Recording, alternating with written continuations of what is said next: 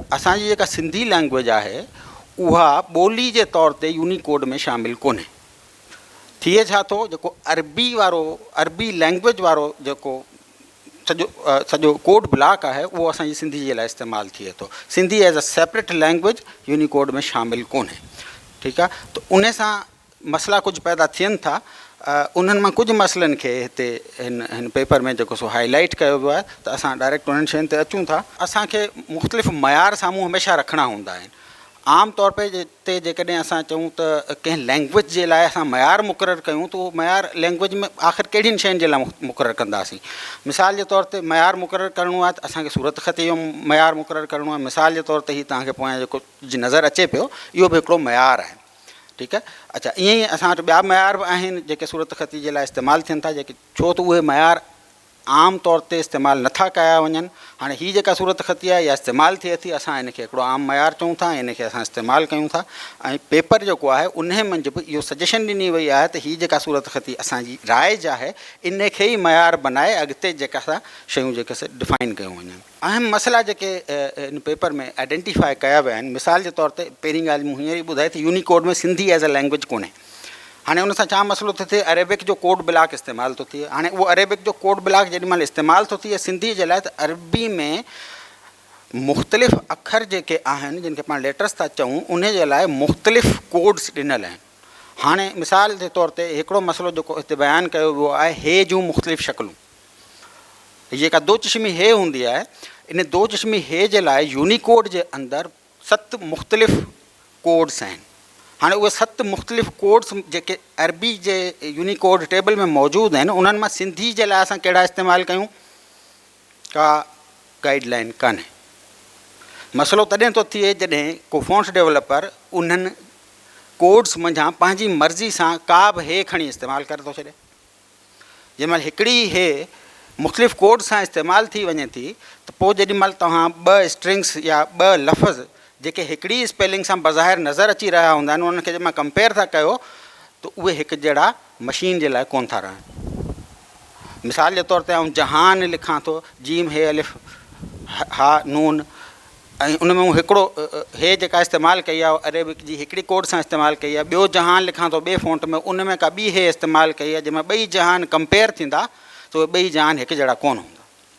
त इहो हिकिड़ो मसइलो जेको हिते आइडेंटिफाई कयो वियो ऐं ॿुधायो वियो। त इहे जेके 7 डिफरेंट हे जा कोड पॉइंट्स आहिनि, उन्हनि खे आइडेंटिफाई करे ऐं उन जा जेके मसइला आहिनि उहे ॿुधाया। अच्छा, हाणे उन सां मसइला कहिड़ा था थियनि, जेॾीमहिल इहा कंपेरिज़न थी थिए त इहे 2 लफ़्ज़ जेके बज़ाहिर तव्हांखे हिकु जहिड़ा नज़र था अचनि, उहे असल में कंप्यूटर्स या मशीन्स जे लाइ हिकु जहिड़ा कोन आहिनि। मिसाल जे तौर ते हिते तव्हां जे लिखियलु ॾिसो था, जे झिरकी, जीम ऐं हे सां। हाणे जीम जो कोड असां खयों ऐं हे जो हिकिड़ो कोड हिकिड़ी जे में लिखी छॾियोसीं, हे जो ॿियो कोड ॿी जे में हणी छॾियोसीं। हाणे ॿई जे जेके 2 डिफरेंट जे थी विया हलिया। 7 मुख़्तलिफ़ हे जिन जे करे हिकिड़ी स्पेलिंग नज़र ईंदड़ लफ़्ज़ हिकु जहिड़ा कोन आहिनि।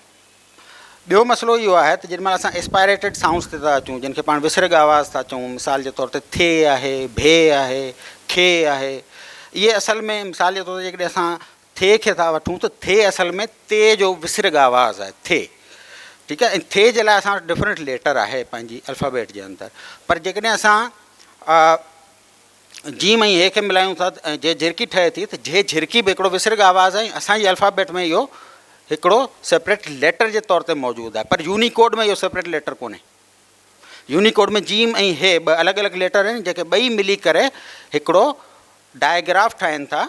ॿिया सभु ग्लिफ आहिनि, जेके सिंगल लेटर्स आहिनि उहे सभु ग्लिफ हूंदा आहिनि, ऐं जेके 2 लेटर मिली करे हिकिड़ो आवाज़ु ठाहींदा आहिनि त उहे डायग्राफ्स चवराइबा आहिनि। त उहे डायग्राफ्स आहिनि। हाणे इहे जेके डायग्राफ्स आहिनि, मिसाल जे तौर ते जीम सां गॾु हे मिली वई, हाणे इहे जेके पोयां 7 हेऊं हुयूं, इन में कहिड़ी हे जीम सां मिली, कंहिं कहिड़ी मिलाए छॾी, कंहिं कहिड़ी मिलाए छॾी। हिकिड़ो ॿियो मसइलो पैदा थो थी वञे हलियो। उन खां पोइ इन जी रेंडरिंग कीअं थिए त जे नज़र कीअं अचे, ख़ाली जीम ऐं हे नज़र अचे, जीम हे सां गॾु छोटी अणी नज़र अचे नंढड़ी हिकिड़ी, जीम हे सां गॾु वरी नंढी हे नज़र अचे। हाणे इहा नज़र कीअं अचे, उनजो कहिड़ो मयार आहे, कहिड़ो स्टैंडर्ड आहे, इन फ़ॉन्ट जी रेंडरिंग कीअं थिए, ऐं इन जे अंदरि जेके यूनिकोड्स इस्तेमालु था थियनि, टे जीम हे ऐं नंढी हे, उहे टई कीअं रखिया वञनि, कहिड़ा कहिड़ा रखिया वञनि। इहो ॿियो मसइलो जेको हिते आइडेंटिफाई कयो आहे। इहो जे ऐं घे घोड़े ॿिन्ही सां इहो मसइलो आहे। त इहे 2 मेन मसइला जेके हिन पेपर में आइडेंटिफाई कया विया ऐं उन्हनि जा कुझु हल पेश कया विया आहिनि। ठीकु आहे। हाणे मुजवज़ा हल जेके पेश कया आहिनि उहे छा आहिनि। पहिरियों हल त इहो आहे जेकॾहिं मां असां स्टैंडर्डाइज़ेशन ते वञूं था त पहिरीं शइ जेका कंसीडर करणी आहे उहा असांजी अल्फ़ाबेट आहे ऐं असांखे उहा ई कंसीडर करणी पवंदी जेका राइज आहे। राइज कहिड़ी आहे जेका असां ई पोयां ॾिसूं पिया। असांजे लाइ स्टैंडर्ड अल्फ़ाबेट इहा ई साम्हूं रखी करे बाक़ी स्टैंडर्ड डिफाइन करणा पवंदा। उन जे लाइ चयो वियो आहे त सिंधी ज़बान जी मयारी रम्ज़ तयारु कजे। ठीकु आहे। ऐं जंहिं मंझि इहे डिफरेंट इशूज़ जेके पोयां पाण डिस्कस कयासीं उहे सॉल्व कया वञनि। जीम हे जे झिरकी ऐं घे घोड़े खे हिकु अलॻि अखर जो दर्जो ॾेई उनखे अलॻि कोड ॾिनो वञे जेको हिन वक़्तु यूनिकोड में मौजूदु कोन्हे। ऐं उन मयारी रम्ज़ खे Pakistan standard and quality control authority वटि रजिस्टर कराइजे, छो त इहो पहिरियों स्टेप हूंदो। उनखां पोइ इंटरनेशनल जेके इदारा आहिनि उन वटि रजिस्टर कराइजे, ISO वटि रजिस्टर कराइजे। ऐं ISO जो जेको लेटेस्ट स्टैंडर्ड आहे ISO 10646 उन जो हिसो बणाइजे। उहो ऐं यूनिकोड जो स्टैंडर्ड हिन वक़्तु सेम आहिनि। ऐं सिंधी जा मुख़्तलिफ़ जेके अधु दम आहे या वाक जी निशानी आहे या छा आहे उहे अॻु में ई इहो हिकिड़ो मुक़दमो आहे जेको सो इहा एप्लीकेशन ॾिनल आहे यूनिकोड या ISO वटि, उनखे थोरो फॉलोअप कजे त उहो किथे पहुतो आहे। ऐं उनखां सवाइ जेकॾहिं असां कुझु लफ़्ज़ लिखूं था, कुझु औरताणा नाला हूंदा आहिनि, मिसाल जे तौर ते सुल्ताना लिखूं था त पोयां नंढड़ी हे लॻी वेंदी आहे। ठीकु आहे। या असां रज़िया लिखूं था त पोयां नंढड़ी हे लॻी वेंदी हली आहे। त उहा नंढड़ी हे कहिड़ी लिखिजे। या आउं लिखां थो सम्झ जे सां गॾु पोइ नंढड़ी अणी लॻायां, का गोल हे लॻायां या कुझु बि न लॻायां त उते छा लॻाइजे। आख़िर उते जेको कोड अचे उहो छा अचणु खपे। उन जे लाइ कुझु जेके तजवीज़ूं ॾिनल आहिनि। अहिड़ी तरह जे घे ऐं हे अखरनि ते ख़तमु थींदड़ जेके बि आहिनि उन जे लाइ साॻियूं ई तजवीज़ूं ॾिनल आहिनि। ठीकु आहे। ऐं उन सां गॾोगॾु हिकिड़ी इनकोडिंग टेबल जेको आहे रम्ज़ तख़्ती जेका असां उहा प्रपोज़ कई वई आहे त इहा ई रम्ज़ तख़्ती डिस्कशन खां पोइ अॻिते स्टैंडर्डाइज़ेशन जे लाइ पेश कई वञे त उन ते कुझु कमु करे ऐं उनखे अॻिते पेश करे सघिजे थो। ऐं असल में हीउ मक़ालो जेको आहे सॼो सिंधी ॿोली खे डिजिटल दौर में मयारी बणाइण जे चैलेंजनि खे बहस करे थो। ठीकु आहे। ख़ासि तौर ते मौजूदा यूनिकेट जे ग़ैर मुताबिक़त ऐं विसरग आवाज़नि जहिड़ो की झे ऐं घे लाइ मख़सूस अखरनि जी ग़ैर मौजूदगी ते टेक्निकल बहस करे थो। उनखां सवाइ मक़ाले में हे जा मुख़्तलिफ़ इस्तेमाल ऐं हे जा मुख़्तलिफ़ कोड जेके ऐं उन्हनि जे करे जेके मसइला थियनि था उहे डिस्कस कया विया आहिनि। ऐं उनखां अलावा इन्हनि जेके मसइला इन्हनि ॿिनि ॻाल्हियुनि जे करे अचनि था उन जे लाइ ज़बान जी मयारी अल्फ़बे खे बुनियादु बनाए सिंधी ज़ुबान जी मयारी इनकोडिंग तयारु करे उनखे मयार जे पाकिस्तान मयार साज़ इदारे वटि पहिरीं मंज़ूरु कराइजे। उनखां पोइ ISO वग़ैरह या इंटरनेशनल जेके इदारा आहिनि उन्हनि ॾे खणी वञिजे। जस्ट हिकिड़ो आख़िरी टेक्निकल नोट।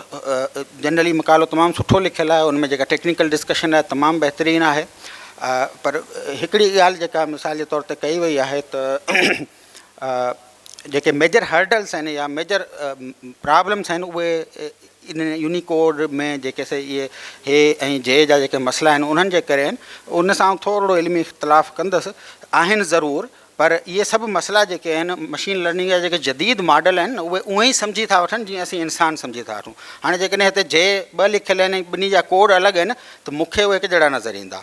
त मशीन लर्निंग जा जेके जदीद मॉडल आहिनि या AI जा जदीद मॉडल आहिनि उहे एतिरी लो लेवल ते वञी इन्हनि जा कोड कोन था ॾिसनि त इहे हिकु जहिड़ा आहिनि या कोन आहिनि, इन्हनि जो इस्तेमालु था ॾिसनि। त जीअं असीं हिकिड़े लफ़्ज़ जो इस्तेमालु ॾिसी उनजी मतिलबु कढी वठंदा आहियूं, ईअं इहे लर्निंग मॉडल्स जेके आहिनि इस्तेमालु ॾिसी उन मां मतिलबु कढी था वठनि।